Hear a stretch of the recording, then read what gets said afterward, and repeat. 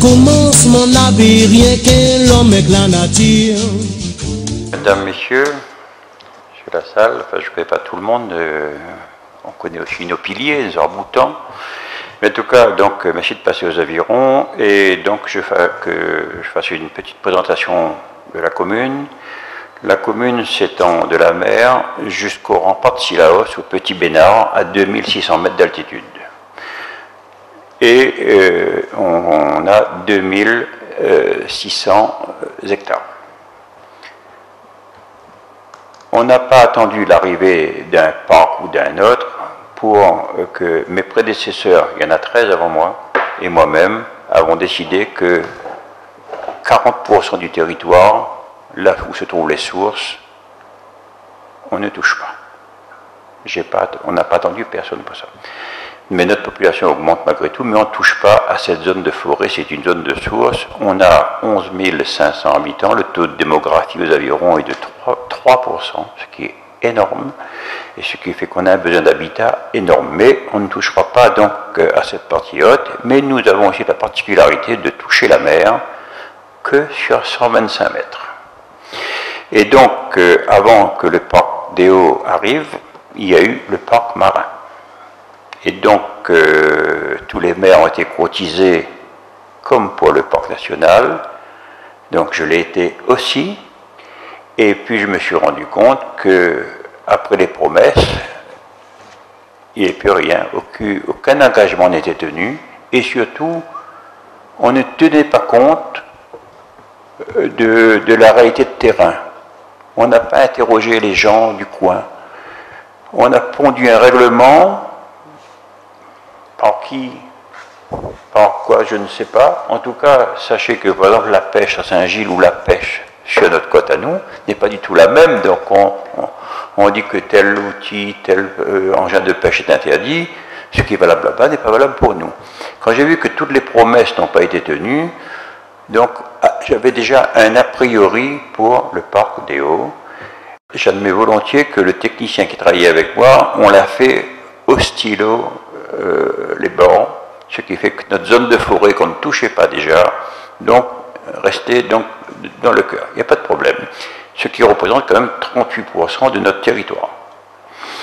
Et ensuite, on parlait de la charte d'adhésion. Mais j'ai dit, écoutez, là aussi, on ne vous a pas attendu, hein, mais nous, à partir de 600 mètres d'altitude, nous, on limite l'habitat à RA+1, et donc, on veut que ce caractère de village des Hauts soit gardé. Mais 600 mètres, ça ne leur plaisait pas, et ils veulent que descendre jusqu'à 400. S'ils descendent jusqu'à 400, ça veut dire que 81% de mon territoire se trouve dans le parc. Et quand je vous dis qu'on touche le littoral, et au littoral, on est confronté à un millefeuille de réglementation, il y a le parc marin, il y a un espace boisé classé, il y a la loi littorale, il y a la loi Barnier pour la 4 voies. Donc, je suis coincé par les Hauts pour 81%, 38% plus les adhésions, et ensuite par le littoral. Je disais, tu peux de la boutade te lever juste l'église pour aller faire une prière, si ça continue. Et donc, j'ai rencontré la directrice qui me disait que non, vous en faites pas, il y a beaucoup de souplesse, alors même si quand on dépose un PMI, il faut consulter le parc national. Et je dis, mais vous consultez pourquoi? Parce que ce n'est pas un avis conforme. Non, ben c'est prévu comme ça, un avis, et ils me disent que le délai est de 6 mois, alors que nous, on a un délai d'instruction des permis de 1 mois. Donc, si à chaque fois, il faut demander au parc, qui pour moi ressemble à une administration, c'est-à-dire qu'on n'arrive pas à mettre un visage sur une décision. Et les gens se planquent. L'administration se planque derrière cet anonymat. D'accord? Ben, on a décidé. Eh bien, j'ai écouté, vous dites que vous êtes souple, montrez-moi que vous êtes souple, j'accepte la charte si vous le faites jusqu'à 600 mètres d'altitude. Mais en dessous, il n'en est pas question. Non, on ne peut pas. Ben, écoutez, ben, c'est non, je n'adhère pas à votre charte. C'est parc marin, parc national, je sais pas, architecte bâtiment de France, enfin, toute institution où il n'y a personne au-dessus pour juger, et c'est une personne qui décide, et ça, en tant que homme politique, où on nous dit qu'il faut consulter la base, ben c'est inadmissible d'accepter le diktat d'une personne ou d'une pseudo-administration qui ne tient pas compte du tout de la réalité de terrain. Donc je ne suis pas prêt d'adhérer donc à cette charte, parce que je me rends compte que quand on met le doigt dedans, après ils vont changer les règlements et on ne pourra plus sortir, parce que je crois que les clauses de sortie sont assez difficiles. Et donc j'ai une allergie assez prononcée pour le millefeuille administratif, l'administration et la psychorigidité de ces fonctionnaires.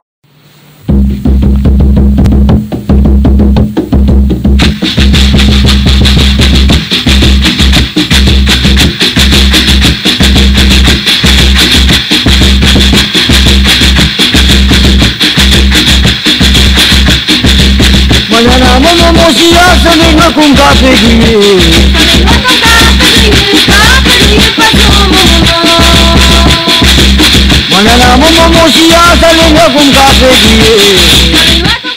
Merci Monsieur le maire pour cette introduction et ces éclairages préalables. Alors pour échanger avec nous quelques instants autour de ces enjeux, d'abord notre invité Monsieur Lassalle, qui a parcouru 10 000 km pour nous rencontrer. Donc je vous présente succinctement, vous me dites si j'ai fait fausse route, hein, bien entendu. Donc vous êtes maire de Lourdios-Icher, hein, député de la 4e circonscription des Pyrénées-Atlantiques. Vous êtes vous-même un ancien directeur de Parc National. Président, pardon, excusez-moi, ancien président de Parc National. Et vous avez fondé en 2012 le Collectif national des racines et des hommes. Absolument. En 2013. Aussi, chanteur chez César. Et vous êtes chanteur. Vous êtes chanteur en hémicycle. En 2013, vous accomplissez un périple de près de 5000 km qui vous conduit dans toute la France. Une tradition française hein, qui nous renvoie à Rousseau, à Fély, peut-être aussi à des préoccupations plus contemporaines pour ce qu'on nomme depuis peu la France périphérique, avec les ouvrages de Madame, notre confrère Florence Aubenas, ou du géographe Christophe Guilluy. Et vous êtes ici, donc, à La Réunion, pour 3 conférences, 4 avec celle-ci, qui a un peu excédé l'emploi du temps, on va dire. Et donc, écoutez, on est très heureux de vous recevoir. Et j'ajoute à titre personnel que j'étais très touché de vous voir arriver hier, réglant vos affaires au téléphone en béarnais, je suppose. Oui, oui, parfait, parce que nous sommes un média militant culturel, j'ose pas dire identitaire, parce que c'est un terme qui est frappé d'interdit là, dans ces temps d'hystérie post-jacobine. Donc je vous remercie de votre présence. À mon extrême gauche, si j'ose dire, Antoine Fontaine, hein, un ancien parquiste lui aussi, oui. Qui fut lui juriste du parc, et Jean-François Naquivel, donc, qui préside, alors dis-le-moi parce que je me suis trompé, de l'association Océan Prévention. Océan Prévention Réunion, qui nous éclairera donc sur l'autre face de ces enjeux qui sont liés, eux, à la réserve marine. Je voudrais quand même préciser que la réserve marine a appelé pour, après avoir envisagé de se rendre à ce débat, pour dire que finalement son emploi du temps ne le permettait pas, donc avec une certaine courtoisie, le parc national le président du Parc National avait de son côté annoncé sa présence, et puis finalement, une nouvelle, mais ça doit être dû à, on va dire, des télescopages d'agenda administratifs et politiques. Le rappel des absents me permet de lancer le débat, puisqu'il n'y a autour de moi que des amis du Parc National.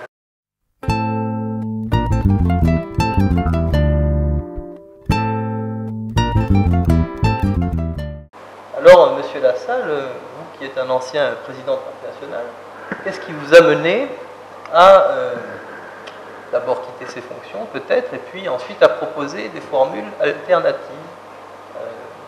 que vous résumez, vous, par la notion, il me semble, de bien commun? Tout à fait. D'abord, merci beaucoup de m'avoir convié à votre débat. Je veux dire d'abord que j'ai rencontré ici, sur votre si belle île, des personnalités exceptionnelles, telles que Firmin Viry, qui nous accompagne encore aujourd'hui, que nous avons été récupérés avec Sylvie, chez lui, dans sa belle famille, magnifique famille. Ensuite, Antoine, que je connais bien, puisque nous faisons, il y a 3 ou 4 ans que nous cheminons ensemble, et il est vraiment tout à fait exceptionnel. Et Sylvie, qui ne l'est pas moins, que j'ai rencontré aussi, et forment tous les deux la tête de pont, me semble-t-il, d'une activité très profonde, et Jean-François Nativel, que j'ai eu la chance de voir hier soir.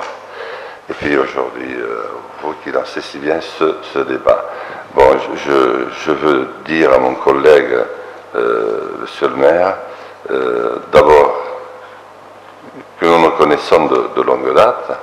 Nous avons finalement plus de relations que je ne le pensais, et que je me retrouve totalement dans ce qu'il a dit. Alors, pourquoi, à la lumière des fonctions que j'ai eues, je suis là aujourd'hui? D'abord, j'étais président du Parc National, je n'étais pas directeur, et c'était l'ancienne formule des Parcs Nationaux, avant la nouvelle loi. Et en fait, j'étais devenu président du Parc National parce que j'étais son principal adversaire. C'est assez étonnant.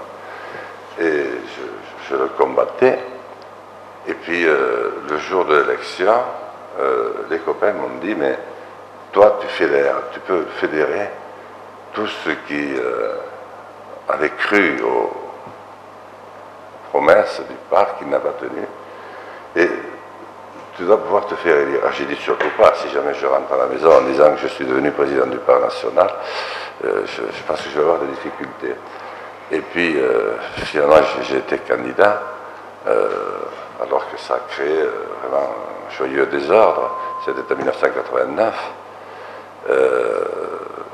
Ma candidature n'était pas prévue. Les présidents à l'époque étaient, ça a toujours et ça reste encore plus que jamais un titre honorifique. C'est-à-dire qu'un président, ça sert à peu près à rien, si ce n'est à dire qu'il est président du Parc National et à avoir une certaine notoriété. À inaugurer des chrysanthèmes. Voilà, s'il y en a. Et alors donc, bon. Mais j'étais finalement opposé au président sortant, qui d'ailleurs avait passé 3 mandats sans se faire réélire, c'est-à-dire le respect que l'on portait aux administrateurs du parc. Et puis finalement j'ai été élu. Alors je peux vous dire que ça a été chaud. Le préfet de l'époque a été relevé de ses fonctions le lendemain, parce qu'il aurait dû voir venir l'affaire. Et puis j'ai commencé mes fonctions dans un contexte dans un grand contexte d'adversité.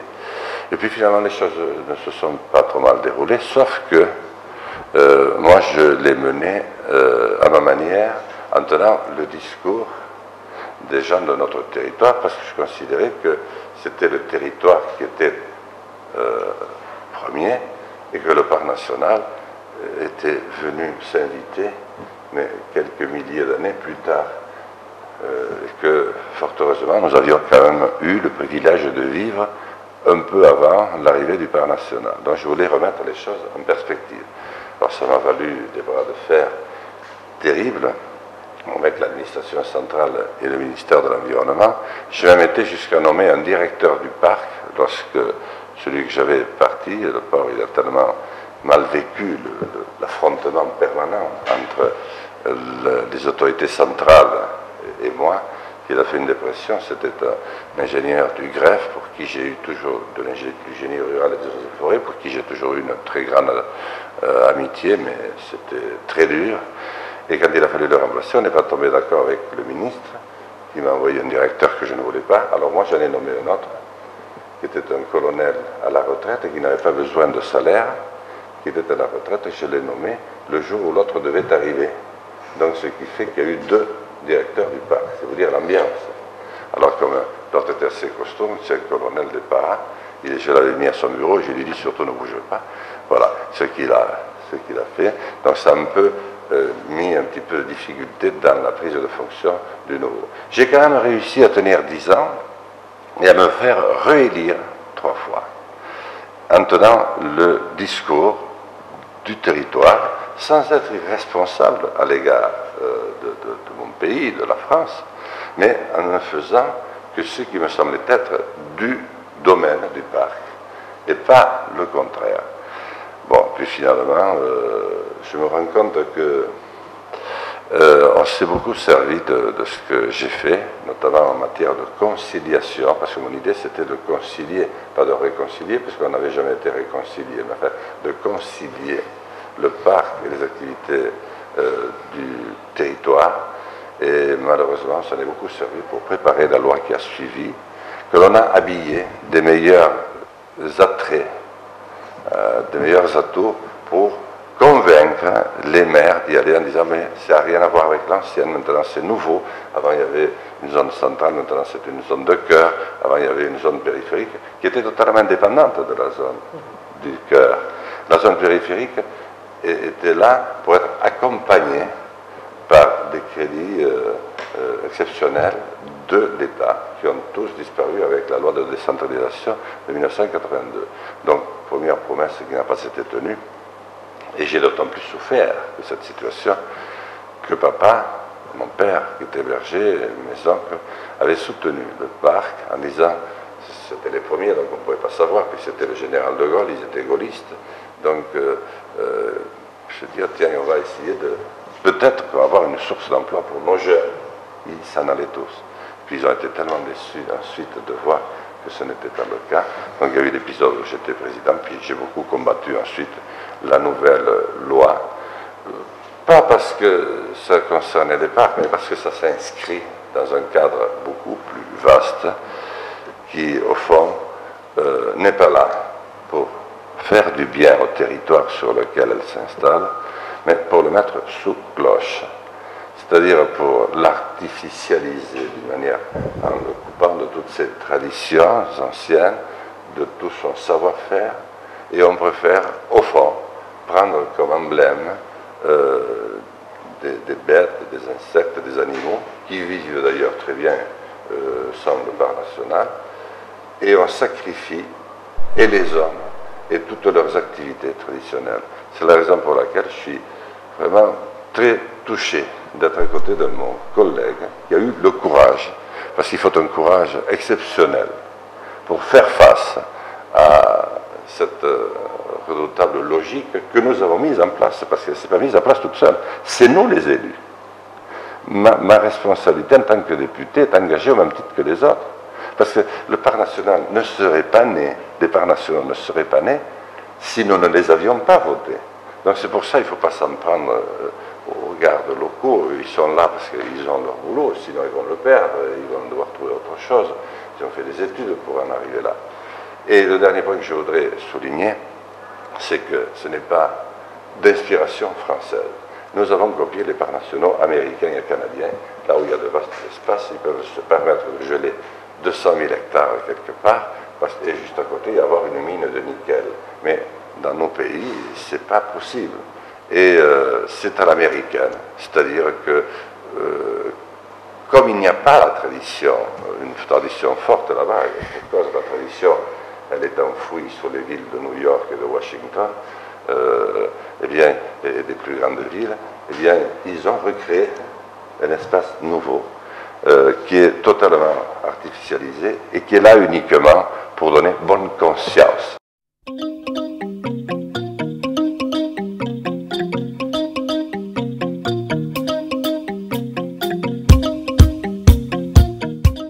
Alors, Antoine Fontaine, en écoutant M. Denmont et M. Lassalle, on est frappé par une convergence que vous allez peut-être pouvoir éclairer pour nous, qui est que les parcs nationaux et les normes qu'ils produisent considèrent en quelque sorte les espaces peuplés comme s'ils ne l'étaient pas. Alors, comment d'abord, est-ce vous qui avez vécu de l'intérieur en tant qu'artisan au plan matériel du parc, comment est-ce que cela prend forme et comment est-ce que vous estimez que c'est un point de vue idéologique?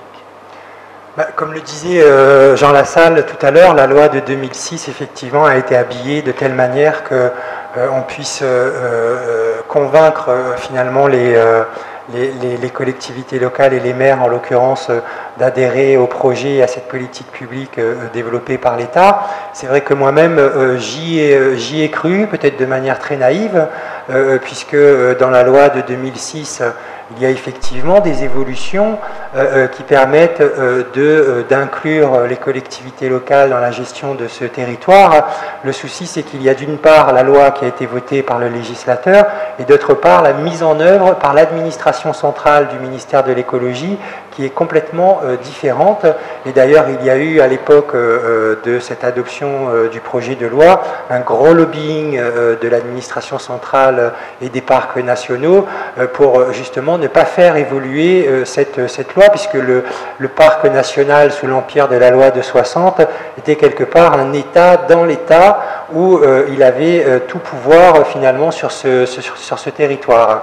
Et on se rend compte que les mentalités au niveau d'administration centrale du ministère de l'écologie sont restées sur cette approche de la loi de 60 sans prendre en compte les évolutions qui ont eu lieu dans le cadre de la loi de 2006.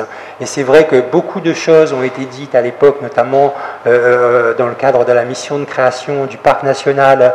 On a tenté d'apporter de nombreuses garanties aux élus, en l'occurrence aux acteurs institutionnels.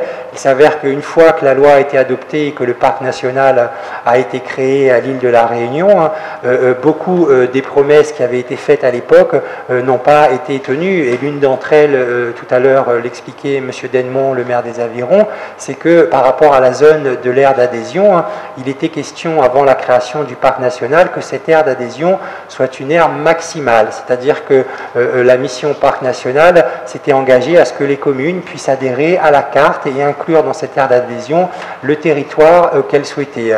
Et en fait, le ministère de l'écologie, dans son interprétation, lui, de la loi, qui n'est absolument pas celle qui a été votée par le législateur, est sur une approche complètement rigide en disant que les communes doivent adhérer pour la totalité de leur territoire sur le périmètre qui avait été prédéfini.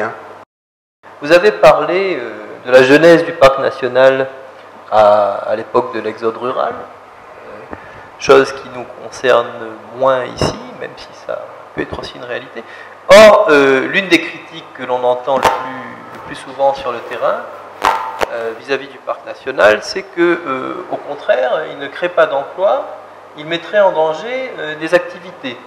Il mettrait en danger des activités ou traditionnelles ou d'exploitation touristique, et même il ne serait pas le levier de développement qu'il dit être, mais au contraire serait un élément, si je peux dire, en appliquant ce terme à l'économie, réactionnaire. Est-ce que vous pouvez nous donner des exemples, M. Denmont?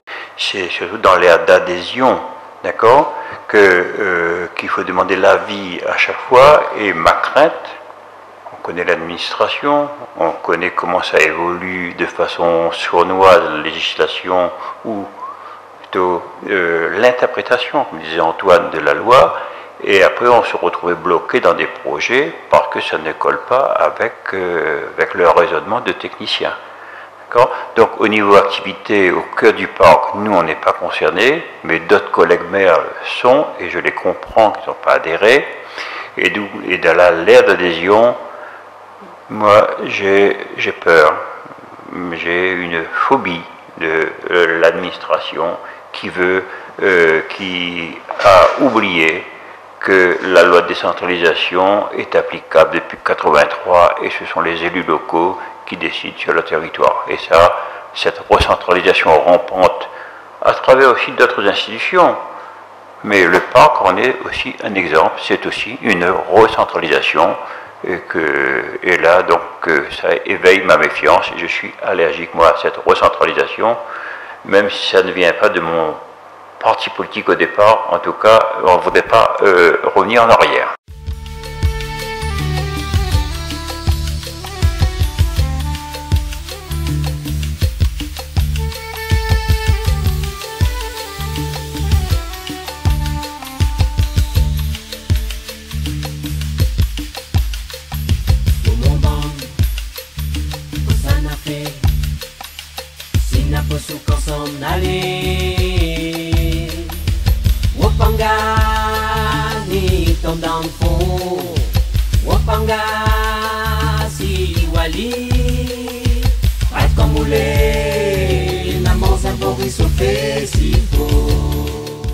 Jean-François Lativelle, au niveau de la réserve marine, vous avez, vous aussi, reproché à la réserve de limiter les activités ou voire de les empêcher. Est-ce que vous pouvez nous toucher deux mots? Est-ce que vous considérez que ce qui est dit du point de vue normatif à propos du parc s'applique aussi à la réserve?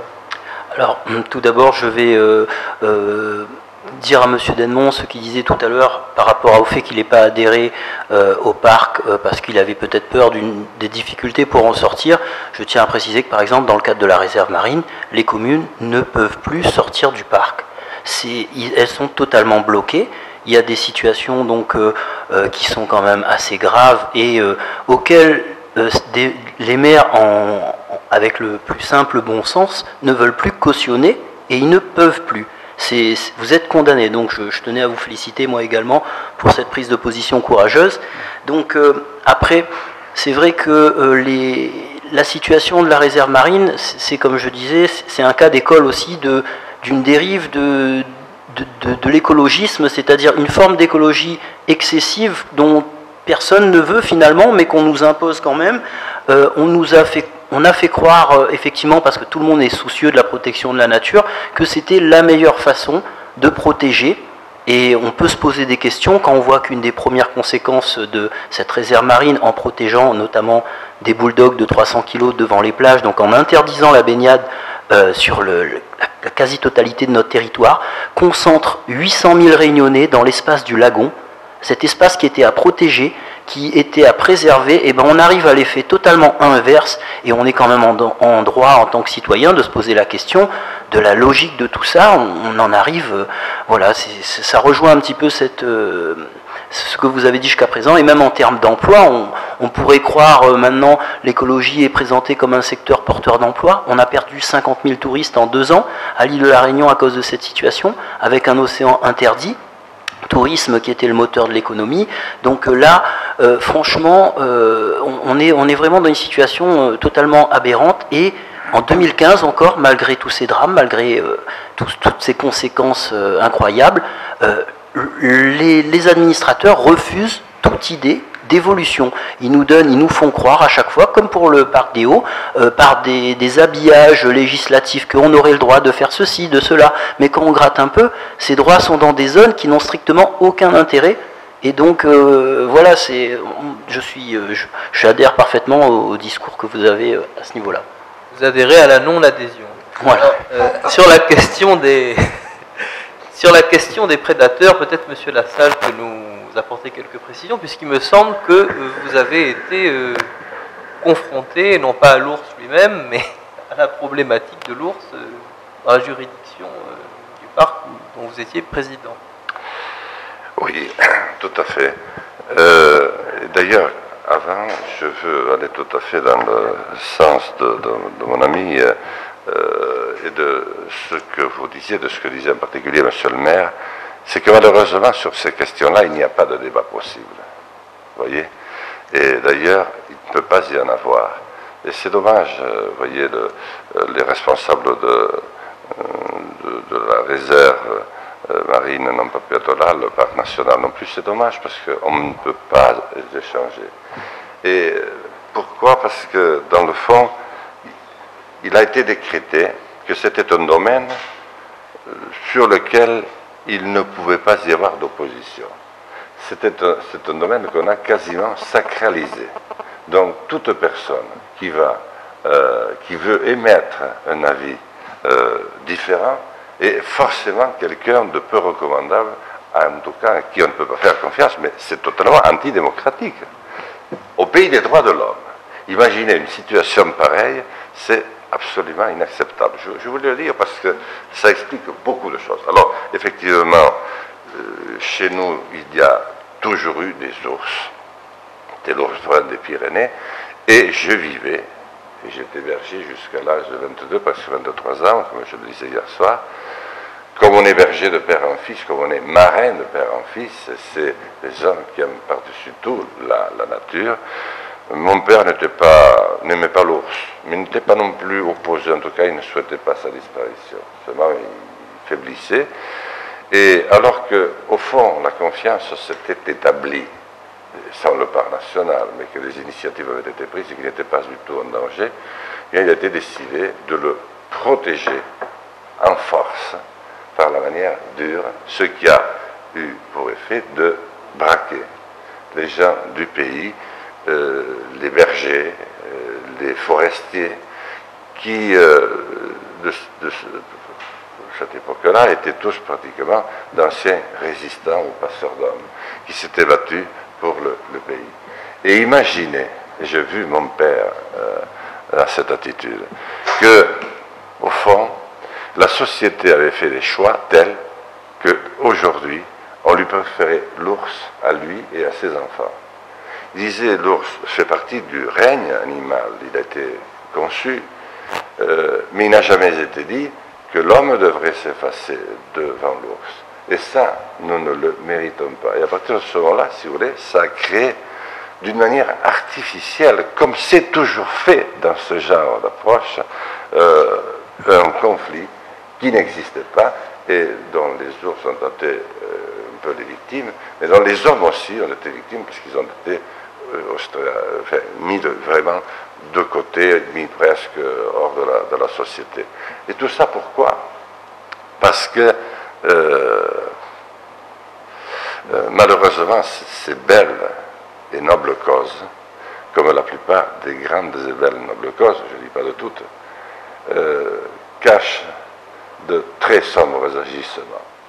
Et qu'au fond, le loup, l'ours, chez nous, sont quand même très difficiles à faire cohabiter avec les pratiques humaines. Elles ont cohabité au fil des siècles, mais c'était quand même très difficile, sauf pour le loup qui avait été éradiqué. Mais maintenant, j'entends des requins. Mais vous savez pourquoi cela? C'est pour attirer l'attention d'une opinion publique qui est aujourd'hui complètement déboussolée dans un changement de monde qui s'est opéré depuis une trentaine d'années, qui n'a plus de repères et qui n'a plus d'horizon ni de futur. Alors, il faut croire en quelque chose. Donc on fait croire en des histoires qui sont fausses de A jusqu'à Z.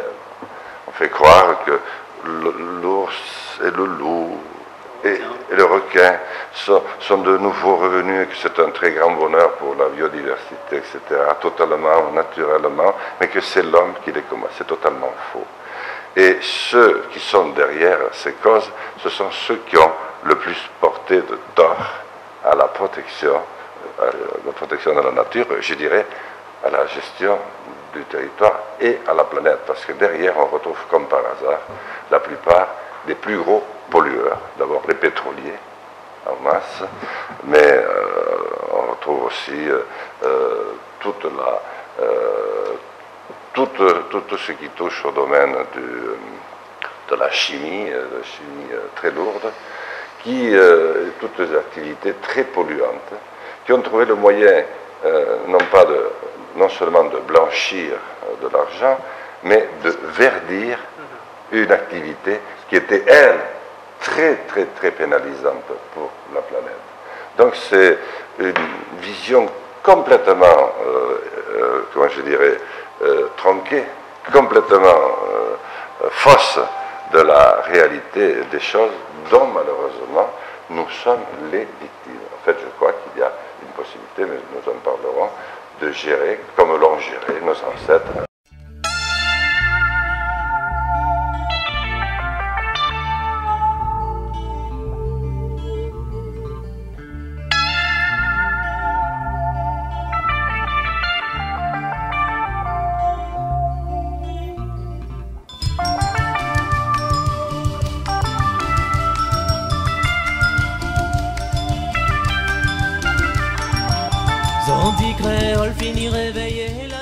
Vous avez employé le terme de sacralité. Il est vrai que depuis quelques décennies, l'écologie, au sens large en tout cas, a tendance à être présentée comme une forme de nouvelle religion, en tout cas civique. Hein, c'est ça, c'est tout à fait ça. Ouais. Et vous décelez, vous, derrière le développement de cette nouvelle adhésion, de ce consensus que vous décrivez, vous, comme imposé, un processus en réalité d'enrichissement économique, de financiarisation. Et Antoine Fontaine, vous dénoncez la même chose à La Réunion. Alors, par quelle voie est-ce que passe concrètement cette financiarisation de nos pitons, cirques et remparts, qu'elle a été classée à l'UNESCO? C'est-à-dire que moi, en fait, à l'époque où je travaillais au Parc National, le parc était en pleine procédure de classement au patrimoine mondial de l'UNESCO. Et moi-même, à l'époque, je n'avais pas forcément fait le rapprochement, mais j'étais très étonné que les partenaires soutenant la candidature du Parc National de La Réunion se trouvaient être essentiellement des banques.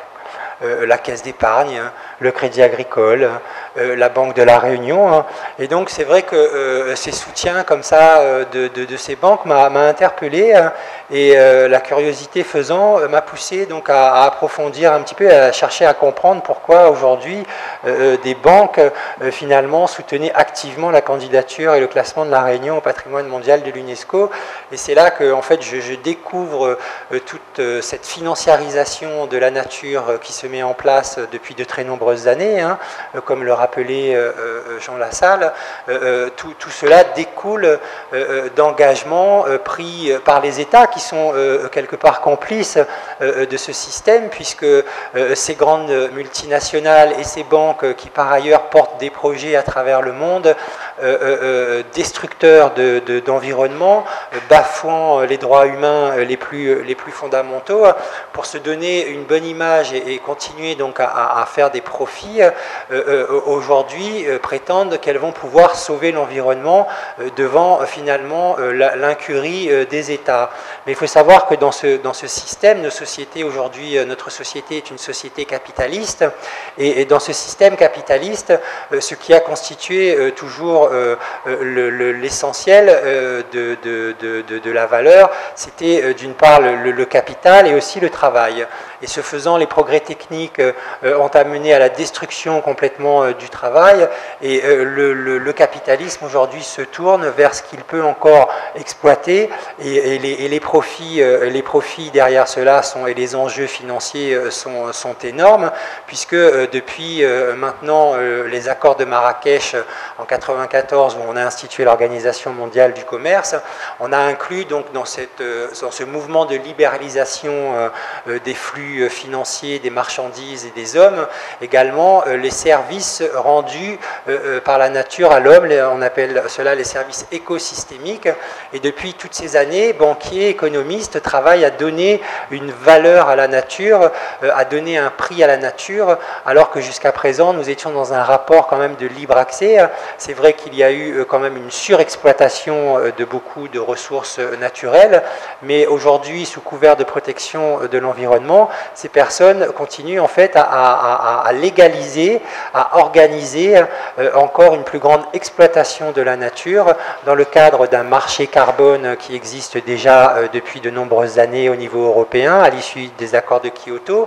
Aujourd'hui, on est en train de mettre en place un marché de la biodiversité avec finalement des actions sur des espèces naturelles, et ce sont les marchés financiers qui détermineront quelle espèce valent le coup d'être sauvée. Et particulièrement donc à la Réunion, en fait, cela notamment par rapport à ces aspects liés à la financiarisation, on peut le retrouver à travers un mécénat notamment que développe le Parc national avec les assurances GMF, mais au-delà, en fait, aujourd'hui, le Parc national qui est censé protéger l'environnement porte des projets quand même de construction d'hôtellerie de luxe dans le cœur du parc, en plein milieu naturel, et donc on peut se poser la question de savoir où est la protection de l'environnement dans ce contexte.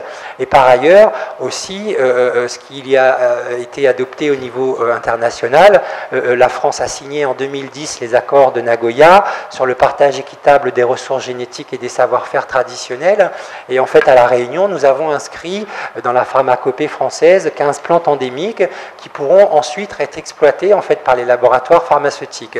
La question est de savoir comment aujourd'hui les Réunionnais et la population pourra, elle, tirer bénéfice, confrontée à des multinationales qui sont bardées d'avocats et de juristes, comment la Réunion et les Réunionnais pourront préserver non seulement leur environnement, mais leur savoir-faire aussi, pour que ce soit eux directement qui profitent de cette exploitation. Il faut savoir que le Parc national avait à l'époque, dans la mission, promis la création de milliers d'emplois avec la mise en place du Parc national et du classement patrimoine mondial de l'UNESCO. Ces milliers d'emplois, à l'heure actuelle, n'existent toujours pas. Le parc existe depuis 2007 et ces milliers d'emplois qui devaient être créés ne le sont pas à l'heure actuelle.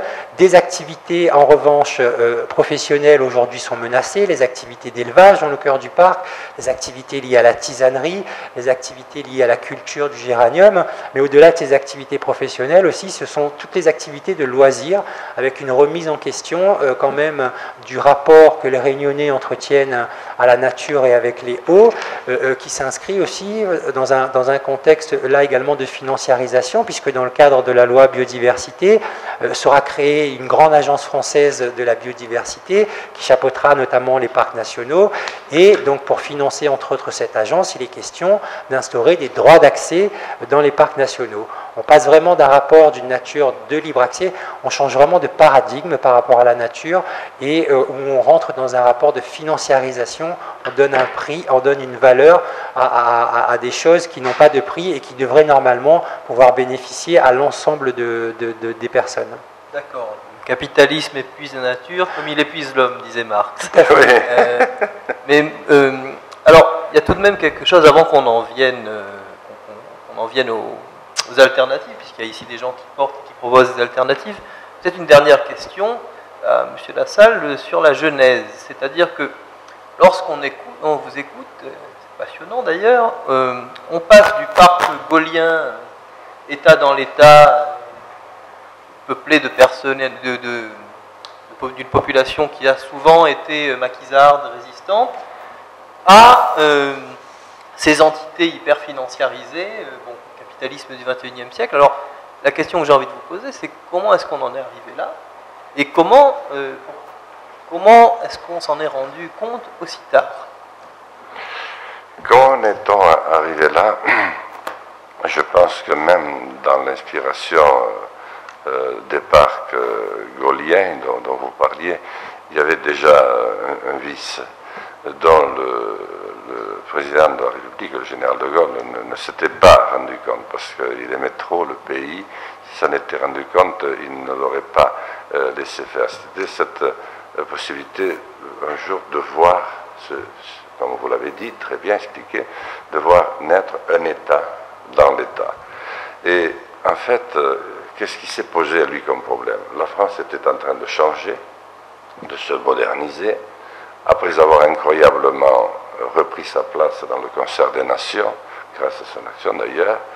Elle se modernisait, il avait été obligé d'engager le programme nucléaire et le programme de défense, et un certain nombre de voix lui ont dit, mais fais attention, il faut que tu donnes un petit peu de gage à ceux qui aiment la nature. Et pour lui, ceux qui aimaient la nature, c'était bien entendu ceux qui étaient au plus proche de la nature. Donc il a voulu faire quelque chose qui leur simplifie la vie. Sauf qu'il l'a fait d'une manière trop administrative, coupée du pouvoir politique et par conséquent de la possibilité de sanctions populaires du peuple souverain.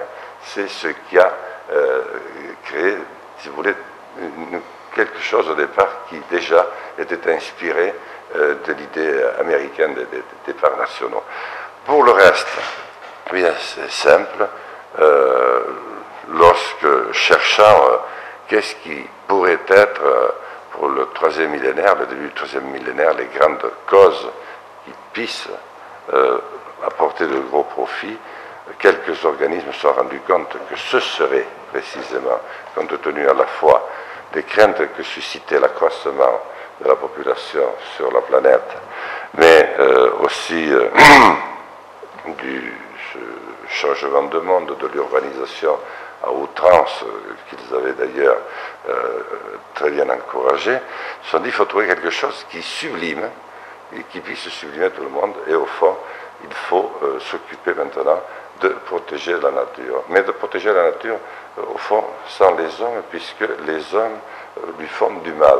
Mais on ne touche pas aux hommes qui font le plus de mal, ou aux lieux où on trouve les plus grandes agglomérations humaines, mais on va s'attaquer aux territoires les moins peuplés, ceux qui peuvent le moins se défendre, qui sont déjà très beaux, et on va dire que l'action de l'homme les met en péril.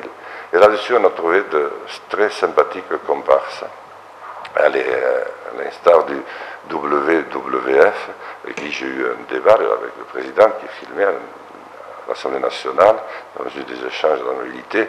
J'ai été menacé des pires procès, je les attends toujours. Et le WWF a fêté l'an dernier son 50e anniversaire. Il a été fondé par 3 frères, dont un, le principal acteur, avait une double qualité.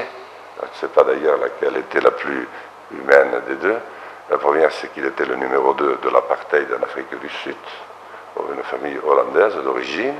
Et la deuxième activité, c'est qu'il était le plus grand cigarettier du monde, c'est-à-dire celui qui avait trouvé le moyen de mettre le fameux adjuvant à la nicotine et au goudron qui permet l'accoutumance quasi irrésistible au tabac.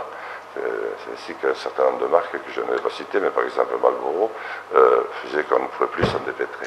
Voilà. Et comme il avait beaucoup d'argent, il a dit, tout ce que je fais n'est pas très beau, mais il faut que je laisse à la postérité quelque chose de très beau. Et il s'est trouvé des alliés très indiscutables, dont on n'ose même pas inviter à ce débat, mais qui ne savaient pas. La reine d'Angleterre et le prince de Galles ont beaucoup participé sans savoir, en pensant que c'était beau, en sachant aussi que ça gênerait un peu la France, parce qu'eux ont fait attention à ne pas trop en mettre quand même en Angleterre, vous voyez ce que je veux dire. Mais voilà, donc ça crée un organisme mondial qui est aujourd'hui complètement incontournable, qui a des dizaines de milliers d'opérateurs de très haut niveau qui savent prendre en otage des parties de population ou des politiques qui ont envie de grimper les échelons et que l'on utilise, que l'on instrumentalise pendant une période de leur activité. Et en face, les autres, parce que pour qu'une cause soit belle et grande, il faut forcément qu'il y ait conflit. Donc il faut qu'il y ait une majorité d'intelligents, conduite si possible par une majorité d'élus qui ont compris, face à une minorité forcément moins intelligente, trop accrochée aux traditions locales, à la limite, vous voyez, du poujadisme, aux portes du Front National, vous voyez ce que je veux dire. La France périphérique. La France périphérique, la France moisie, quoi, quelque part. Et c'est un élément tragique de notre temps, parce que, au fond, cela nous fait perdre acquis sublimes que la France, dont la France, quelques-uns des acquis sublimes dont la France était dotée, dans cette relation intime entre l'homme et les territoires, et ensuite le fait qu'on ait décrété, la République ait décrété égalité pour tous sur l'ensemble du territoire, c'est loin d'être le cas aujourd'hui. Puis ensuite, il y a eu notre ami, l'inénarrable Nicolas Hulot, qui a abusé. Nous avons reçu à la Réunion. Qui a vraiment, moi aussi je l'ai reçu, j'avais 20 ans et lui aussi, nous sommes de la même année, 58, l'année de Platini et d'autres, de 55 je veux dire, et je me rajeunis de 3 ans au passage, de 55, et je le connais très bien depuis de nombreuses années. Seulement, nous n'avons pas fait du tout le même choix. Lui a choisi de devenir une personnalité mondiale en acceptant, au fond, ces arrangements qui ne sont pas dignes de lui. Il a fait beaucoup d'argent, il a créé sa propre fondation en mentant effrontément. Moi, j'ai choisi d'être du côté des résistants. C'est beaucoup plus difficile, c'est beaucoup moins, comment je dirais, valorisant, mais ça me vaut le bonheur de côtoyer des hommes de la qualité de mon ami Michel Deschamps, parce qu'il a raison. Et ceux qui pensent que les petits ruisseaux font les grandes rivières et que l'exemple qu'on peut donner au plus proche du terrain, parce qu'on aime sa terre, son territoire, son pays, bien, sont aussi les mêmes qui aiment l'humanité, qui travaillent en local au nom de l'humanité tout entière.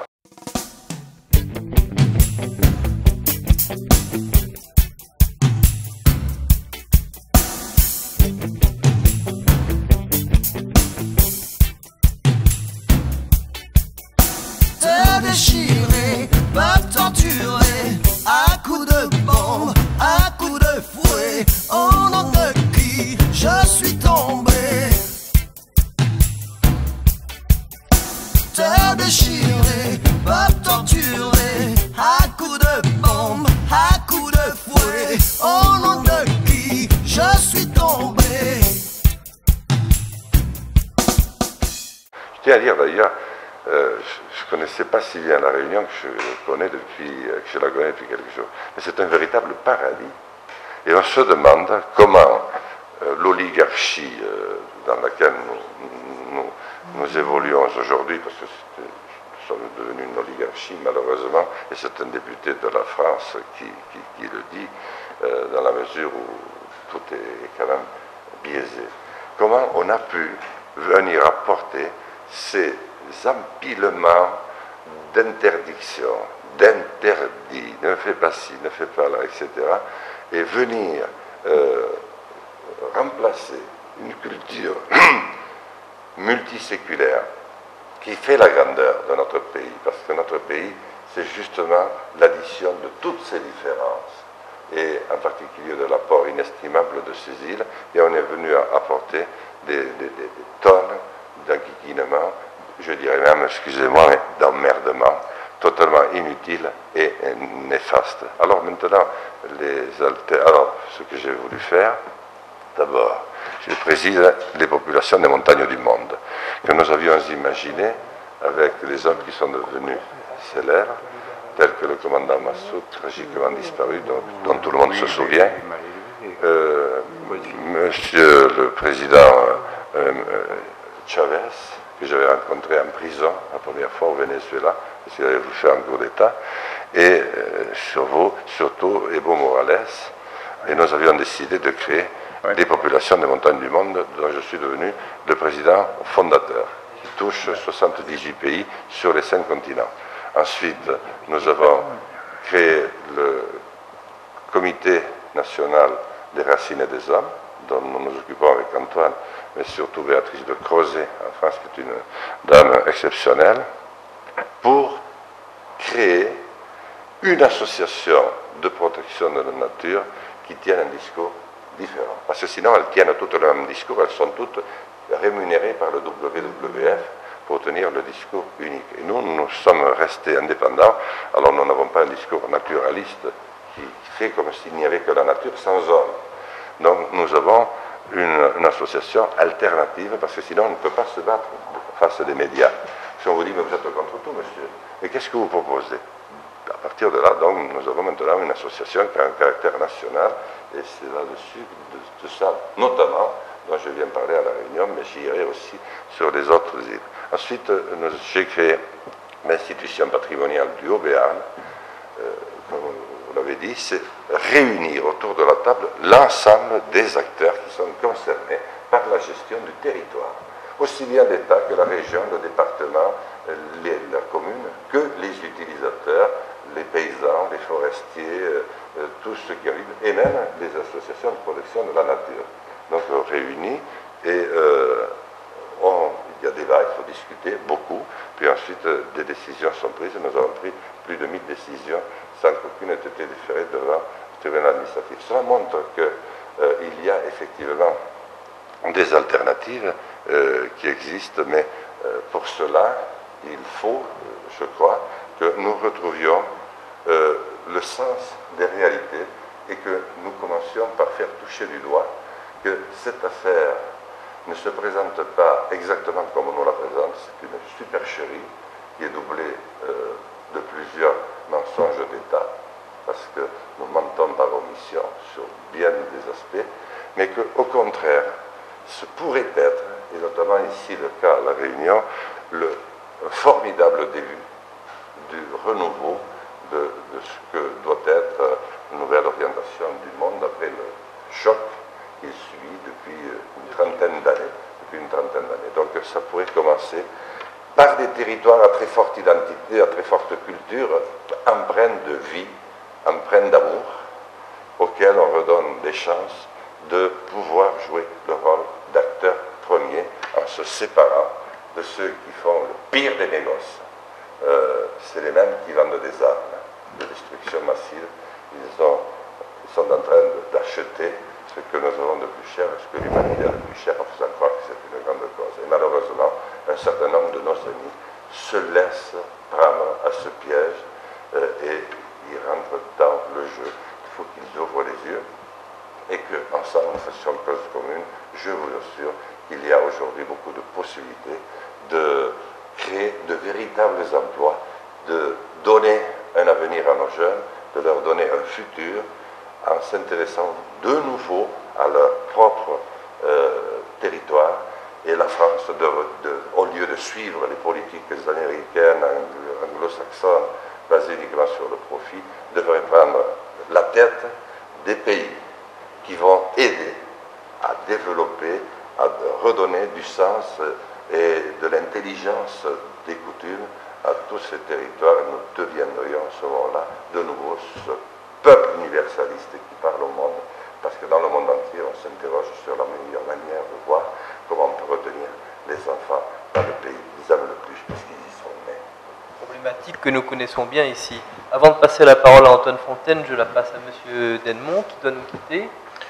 Oui, je dois vous quitter parce que mon activité professionnelle m'appelle. Hein. Je pars, mes diabétiques ne peuvent pas attendre, ils ont leur repas à prendre, mais il faut l'insuline avant. Je vous avoue que dans cette affaire de refus d'adhérer, je me sentais un peu isolé et un peu au passé, un peu pour, excusez l'expression, pour un emmerdeur. Oui, tout à fait. D'accord. Et donc, en faisant le point ce matin avec Antoine, une compte sur 24 maires, on est 7. Et donc, ce qui fait qu'avant de venir à ce débat, j'étais ouvert un petit peu les yeux d'un grand pessimisme, parce qu'avant de changer la mentalité de l'administration, qui est jacobine par essence, et avec la complicité,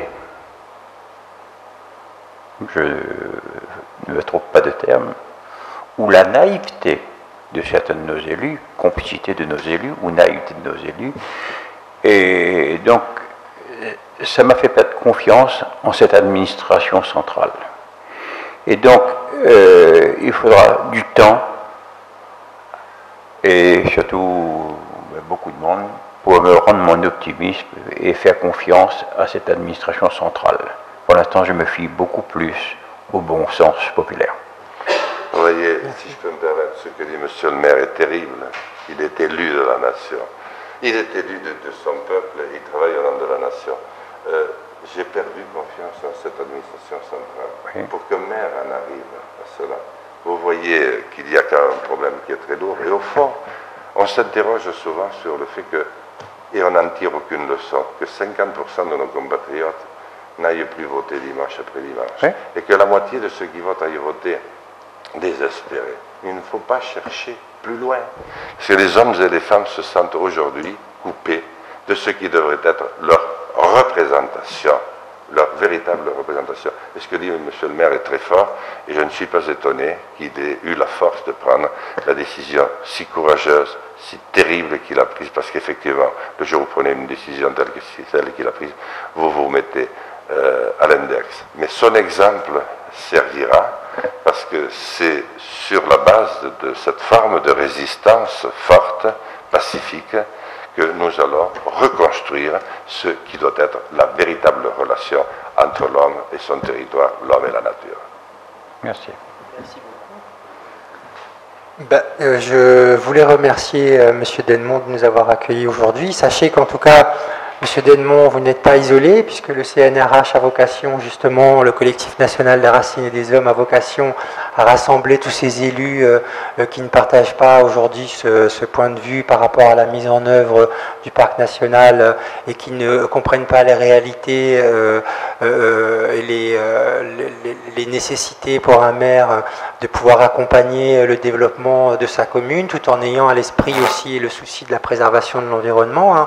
Et donc, c'est vrai que le CNRH a cette vocation donc, à rassembler ces collectivités locales, puisque à travers la France, il y en a de nombreuses communes qui défendent également votre point de vue. Je voulais saluer moi aussi le travail de Béatrice de Crozet, qui n'a pas pu venir à La Réunion, donc qui est la porte-parole du CNRH. Béatrice de Crozet-Payette, qui connaît très bien La Réunion, puisqu'elle a vécu de très nombreuses années, notamment à Saint-Joseph. Et comme a souvent l'habitude de le dire Béatrice, un parc national ne sert surtout pas à protéger, comme on peut le croire, puisque Béatrice de Crozet elle-même est engagée dans un combat au niveau du parc national des Calanques et en lutte contre une industrie qui s'appelle Alteo, qui produit des boues rouges toxiques qui sont déversées en plein cœur de parc dans la mer au niveau des Calanques. Et ici à La Réunion, nous avons ces projets d'hôtels. Donc on voit très bien que finalement, ces parcs nationaux ne servent pas vraiment à protéger l'environnement, mais à organiser encore plus son exploitation sans que cela profite nécessairement aux populations locales. Donc voilà, je tenais à le rajouter et à dire à M. Dennemont que vous n'êtes pas seul. Nous sommes à vos côtés et que nous avons tous intérêt aujourd'hui, qui sommes éparpillés sur le territoire français, en métropole ou même en Outre-mer, à nous rassembler pour porter une autre voie de la protection de l'environnement qui respecte également les hommes et les femmes et les pouvoirs des maires et des collectivités locales. M. Dennemont est un homme très courageux, c'est un résistant et vous savez que les résistants ne se lèvent pas en masse. Les résistants, malheureusement, sinon ça se saurait, se lèvent au singulier bien des fois. Il faut beaucoup de courage, mais ils finissent par l'emporter dans l'intérêt supérieur. Merci, M. Dennemont, chers collègues et amis. Merci, Monsieur le maire.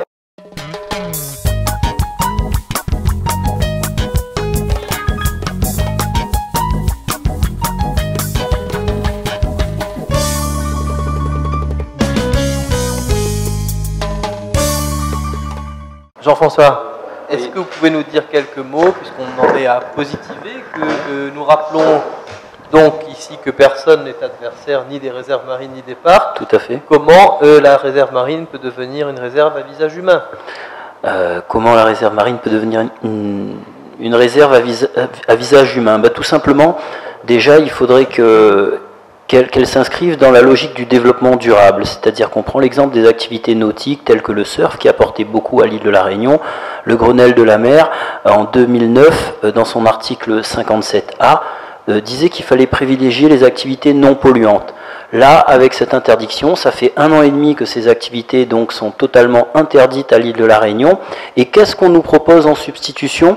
Des visites en bateau pour aller voir les baleines. Donc on remplace des activités qui n'avaient un impact infime sur le plan écologique par des bateaux polluants à moteur. Et donc voilà par exemple le genre de choses qu'on tente de nous faire accepter. Donc on est bien vraiment dans une logique qui n'est pas bonne, et donc il faut revenir donc à cette logique de développement durable avec une place pour l'humain, une place pour ses activités respectueuses. Et je voulais juste faire un petit parallèle avec l'histoire des boues rouges qu'a évoqué Antoine, juste pour dire qu'à l'époque, début des années 60, il y a un certain monsieur Cousteau qui avait fait une démonstration avec un versement de boues rouges dans un aquarium devant les caméras pour prouver que ces boues étaient inoffensives.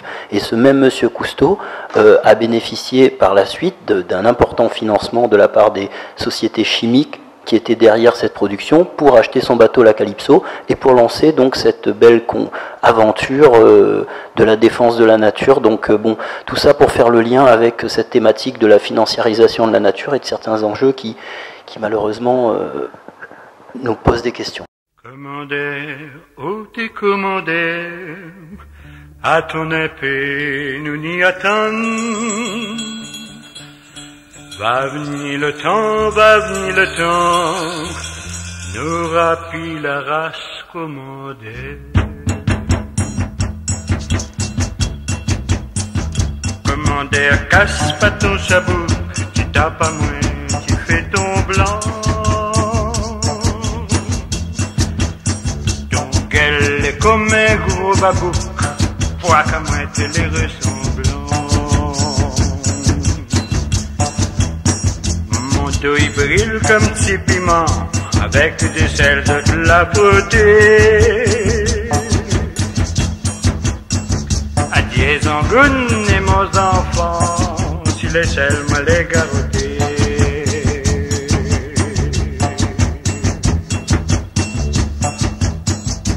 Café les rouges et si la gamasse, mon femme la pique avec lèvres calou. Mon enfant est quête d'un calebasse, il n'a manière que la viande pour nous. Antoine, est-ce que vous pouvez nous dire comment vous envisageriez un parc à visage humain à La Réunion? Un parc à visage humain, je pense que les choses sont assez simples en fait. C'est aussi d'avoir une volonté tout simplement d'aller à la rencontre de la population.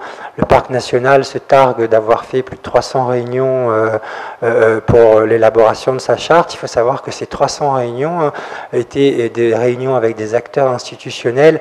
Il n'y a eu aucune réunion publique d'organiser à l'intention de la population réunionnaise pour l'informer sur ce projet de charte, pour expliquer ce qu'était un parc national. Et donc c'est vrai qu'il n'y a pas forcément beaucoup d'efforts à faire de la part du parc, encore faut-il qu'il en ait la volonté. C'est simplement d'aller à la rencontre de la population réunionnaise et des Réunionnais pour ouvrir le dialogue avec eux, puisque le parc national n'a pas encore compris que les meilleurs ambassadeurs et les premiers protecteurs de l'environnement étaient la population réunionnaise. Et je pense que cette volonté de dialogue, nous, en tout cas au niveau du collectif du CEMAC, nous l'avons, même si à un moment donné, nous avons beaucoup organisé de manifestations, parce que justement, nous restions à l'extérieur des discussions. Hier soir, nous avons eu une réunion donc à Saint-Pierre, où nous avons eu la présence de 2 personnes du parc national.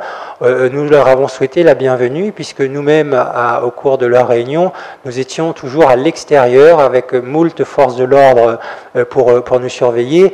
Et donc aujourd'hui, si le parc a réellement la volonté de vouloir intégrer la population, qu'il ouvre ce dialogue, qu'il organise ces réunions de concertation, et non au-delà de l'écoute, c'est de prendre en compte aussi les besoins hétérogènes de la population et également des collectivités locales. Nous ne disons pas que le travail est simple, mais en tout cas, il faut qu'il y ait cette volonté de travailler avec l'ensemble des acteurs du territoire, qu'ils soient institutionnels ou que ce soit la population réunionnaise dans son ensemble. Un dernier mot, donc. Ami propose à Monsieur Lassalle de conclure notre débat. Comme dit Créole d'Issaknapoudi, vous jugez qu'il est possible de résister? Oui, bien sûr. il est possible et il est absolument indispensable de résister. Il ne s'agit pas de résister de manière violente, je n'y crois pas. Quand on voit ce que certains hommes ont pu réussir par justement une longue résistance pacifique, mais très déterminée, parce qu'on a souvent le sentiment que le combat non violent ne demande pas de détermination, il n'est pas un combat, c'est un vrai combat, c'est un grand et noble combat. Et regardez, c'est pas la peine de citer des grands noms, peut-être Mandela, Gandhi, ont réussi à faire évoluer le monde durant leur époque, leur contemporain, par l'exemple sublime qu'ils ont donné en sacrifiant une partie de leur vie et avec beaucoup d'amis autour d'eux qui les ont accompagnés.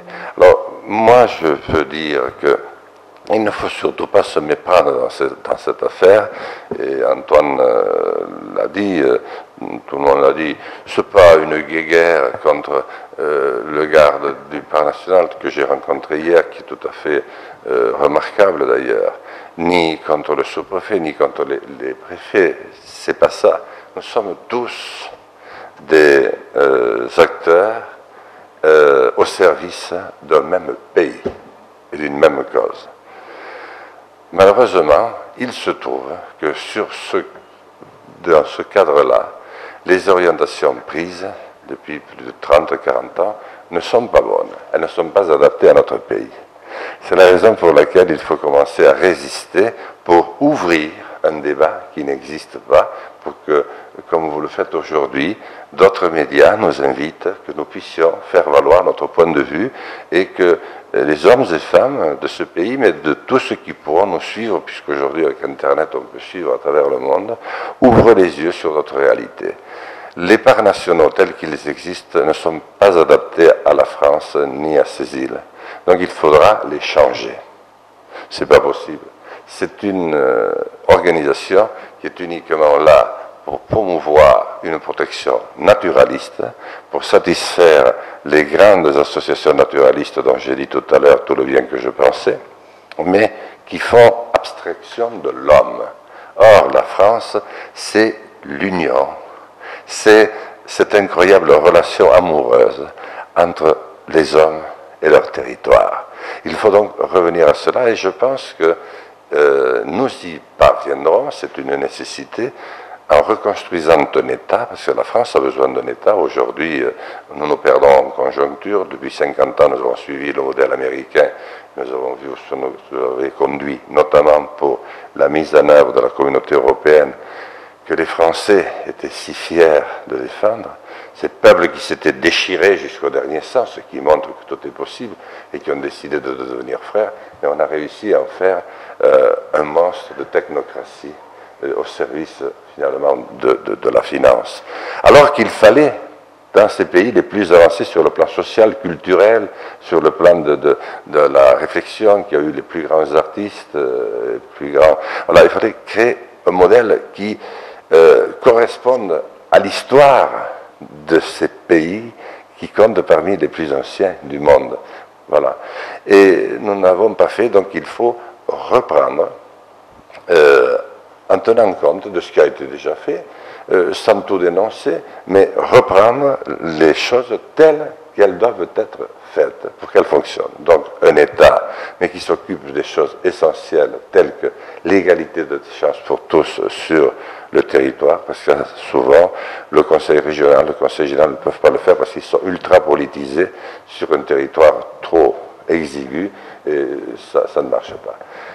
Et ensuite, il faut reprendre ce formidable pas de danse, unique dans notre pays depuis des siècles, depuis Clovis peut-être, certainement, entre l'État et ses provinces, qui sont devenues provinces au fil des temps, qui apportent leur originalité, qui apportent leur touche de différence, leur très forte identité. Parce que la France, c'est l'addition de toutes ces originalités. Et ce jour-là, nous allons redevenir ce grand pays.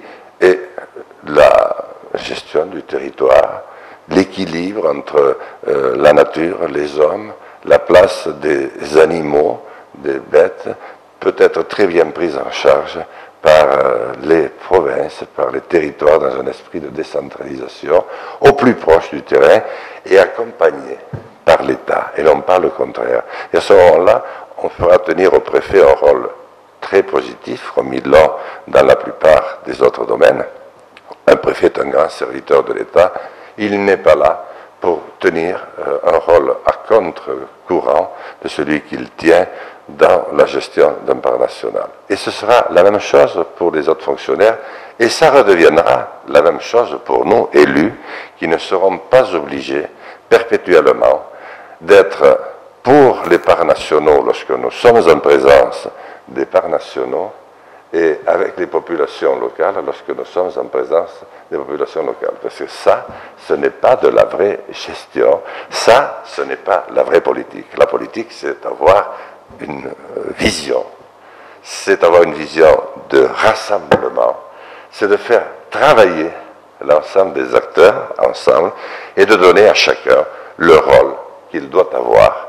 Parce qu'au fond, nous sommes tous unis par la même chaîne d'humanité dont nous devons tenir les deux bouts, la chaîne la plus locale et la chaîne universelle qui nous permet à partir du local de servir aussi l'universel tout en donnant un sens à notre vie, sens que nous avons un peu perdu de vue, hélas, avec l'arrivée de ce temps moderne, dont nous n'avons pas encore pris la mesure, mais que nous allons trouver grâce aux résistants de la Réunion.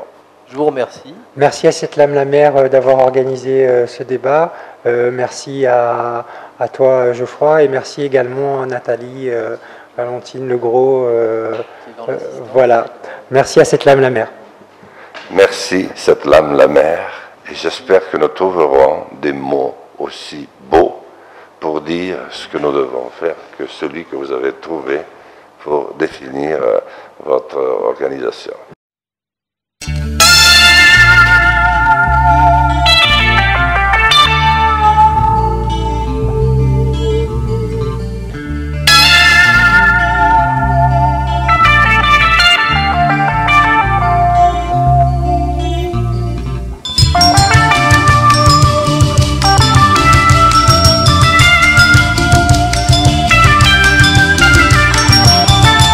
Créole finit réveillé, la musique ravane fait son effet.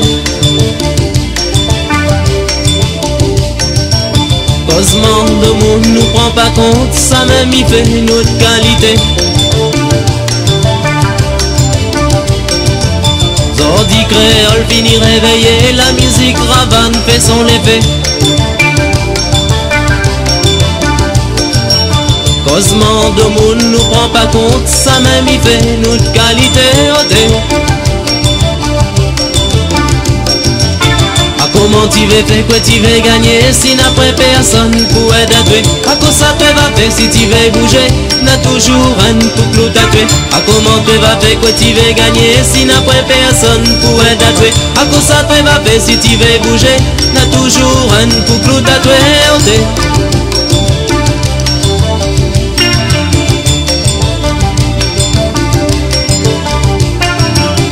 Écoute, Kayam la pour siffler, li la pour dire à zot nous l'arrivée. Même si li n'a point la voix, li la pour chanter la liberté. Avec fait divers, ni fait romance, avec maloya, ni rentre en transe. Un mot pour un, il fait pitié, un mot pour l'autre n'a point la chance. A comment tu veux faire, quoi tu veux gagner, si n'a point personne pour aider. A quoi ça te va faire si tu veux bouger, n'a toujours un pour clou tatoué. A comment tu vas faire, quoi tu veux gagner, si n'a point personne pour aider. A quoi ça te va faire si tu veux bouger, n'a toujours un pour clou tatoué.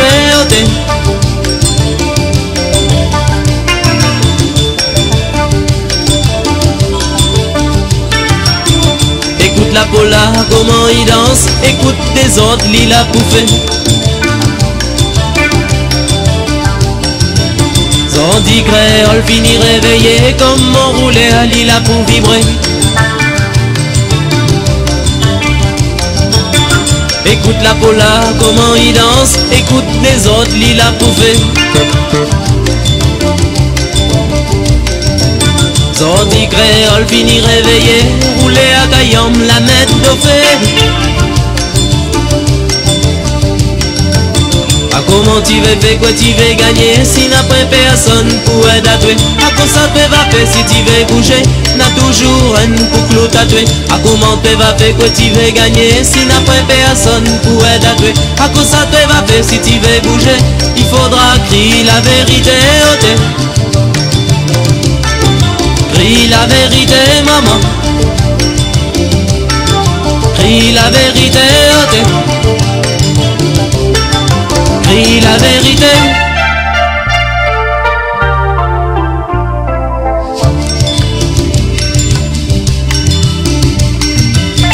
Comment tu veux faire, quoi tu veux gagner, si n'a pas personne pour aider à tuer. À quoi ça te va faire si tu veux bouger, n'a toujours un couple tatoué.